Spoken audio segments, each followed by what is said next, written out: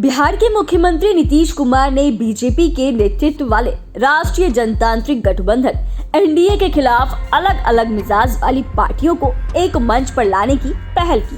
कोलकाता से चेन्नई और लखनऊ से दिल्ली तक एक करने के बाद वे अपनी कोशिश में सफल भी रहे।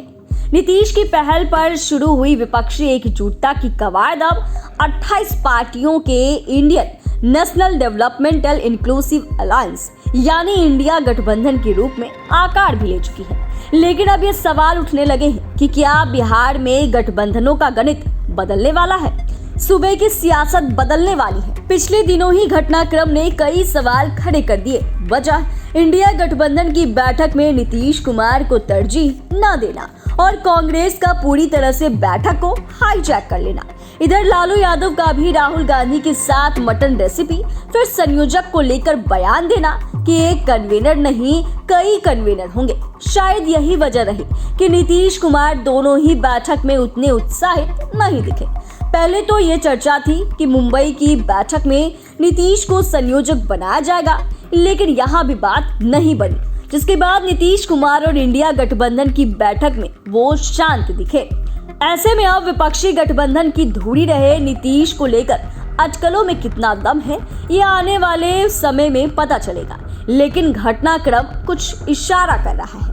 बीजेपी के नेता बार बार ये जरूर कह रहे हैं कि नीतीश के लिए एनडीए के दरवाजे बंद हो गए हैं। खुद गृह मंत्री अमित शाह भी यही कह चुके हैं। लेकिन सियासत में दोस्ती हो या दुश्मनी अस्थायी नहीं रहती। बीजेपी अध्यक्ष जेपी नड्डा ने पिछले दिनों कहा था कि हमने कभी किसी को नहीं छोड़ा। जो लोग हमें छोड़कर गए उनको तय करना है कि वे कब लौटते हैं। क्या नीतीश कुमार एनडीए में वापसी करेंगे? इन 5 संकेतों से कयास तो यही लगाए जा रहे हैं।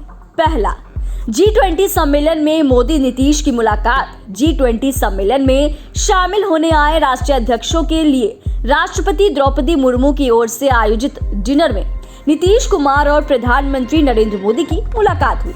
जदयू और एनडीए से अलग होने के बाद ये पहला मौका था जब नीतीश कुमार और प्रधानमंत्री नरेंद्र मोदी मिले। दोनों नेताओं के बीच गर्मजोशी देखने को मिले और पीएम मोदी ने नीतीश को अमेरिकी राष्ट्रपति जो बाइडेन से भी मिलवाया, उनका परिचय कराया। पीएम मोदी और नीतीश की तस्वीरों के सामने आने के बाद बिहार बीजेपी अध्यक्ष सम्राट चौधरी और एलजेपी रामविलास के अध्यक्ष चिराग पासवान ने तंज कसते हुए कहा कि एनडीए में जगह खाली नहीं है। वहीं मांझी ने कहा कि प्रधानमंत्री जिस तरीके से नीतीश कुमार का अमेरिकी राष्ट्रपति जो बाइडेन से परिचय करा रहे हैं, उसमें कई संकेत छिपे हैं जो आने वाले समय में पता चलेंगे। मांझी के बयान के बाद ये चर्चा तेज हो गई कि वो संकेत कहीं नीतीश की एनडीए में वापसी तो नहीं। दूसरी, बिहार के लिए केंद्र ने खोला खजाना। पीएम मोदी और नीतीश कुमार की मुलाकात शनिवार की रात हुई और अगले दिन रविवार का अवकाश होने के बावजूद केंद्र ने बिहार के लिए खजाने का मुंह खोल दिया। 15वें वित्त आयोग ने वित्तीय वर्ष 2023-24 के लिए बिहार को 3,884 करोड़ रुपए की राशि देने की अनुशंसा की थी। केंद्र ने रविवार के दिन पहली किस्त के 1,942 करोड़ रुपए जारी कर दिए। इसे लोकसभा चुनाव से पहले नीतीश और केंद्र की सत्ता पर काबिज एनडीए के बीच कम होती दूरी, दिल्ली दरबार से करीबी का संकेत माना जा रहा है। तीसरी, पटना लौट जदयू नेताओं से संवाद करना। नीतीश कुमार G20 के डिनर से पटना लौटने के बाद एक्टिव नजर आए। पटना लौटने के बाद नीतीश कुमार ने जदयू नेताओं के साथ लोकसभा चुनाव की तैयारियों को लेकर चर्चा के लिए बैठक की। सीएम नीतीश ने अपनी पार्टी के नेताओं के साथ बैठक की और जिलाध्यक्षों को टिकट को लेकर आश्वासन भी दिया। सीएम ने कहा कि किसी को इधर उधर जाने की जरूरत नहीं है। किसी को सामान्य नजर आने वाली इस बैठक में सियासत बदलने के संकेत क्या है? नीतीश की सामान्य नजर आने वाली इस बैठक में सियासत बदलने के संकेत क्या है?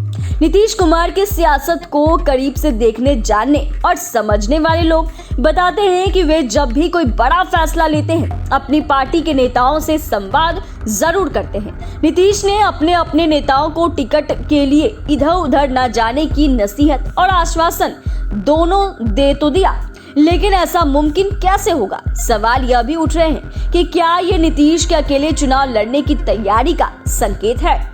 चौथी, इंडिया गठबंधन की बैठक से पहले ललन सिंह का बीमार हो जाना। इंडिया गठबंधन की कोऑर्डिनेशन कमेटी की पहली मीटिंग शरद पवार के आवास पर हुई। जदयू की ओर से राष्ट्रीय अध्यक्ष ललन सिंह कोऑर्डिनेशन कमेटी में नहीं रहे। नीतीश कुमार ने ही विपक्षी दलों को एकजुट कर एक मंच पर लाने की पहल की थी। पहली कोऑर्डिनेशन बैठक से पहले ललन सिंह के बीमार होने को लेकर भी सवाल उठ रहे हैं। पांचवी, लैंड फॉर जॉब मामले में लालू यादव और उनके परिवार पर शिकंजा कस गया। गृह मंत्रालय ने सीबीआई की ओर दाखिल सप्लीमेंट्री चार्जशीट के आधार पर पूर्व रेल मंत्री लालू यादव के खिलाफ मुकदमा चलाने की इजाजत दे दी। सप्लीमेंट्री चार्जशीट में लालू यादव और राबड़ी देवी के साथ ही बिहार के डिप्टी सीएम तेजस्वी यादव समेत 16 लोगों के नाम हैं।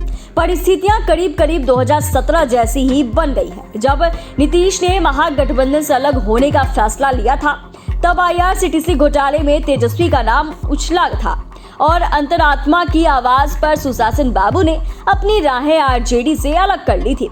अब तो एक घोटाले में सप्लीमेंट्री चार्जशीट तक दायर हो चुकी है। ऐसे में जदयू और RJD गठबंधन के भविष्य को लेकर भी सवाल खड़े हो रहे हैं। खैर, ये तो आने वाले वक्त में सब कुछ साफ हो जाएगा। नीतीश कुमार का रुख क्या होता है।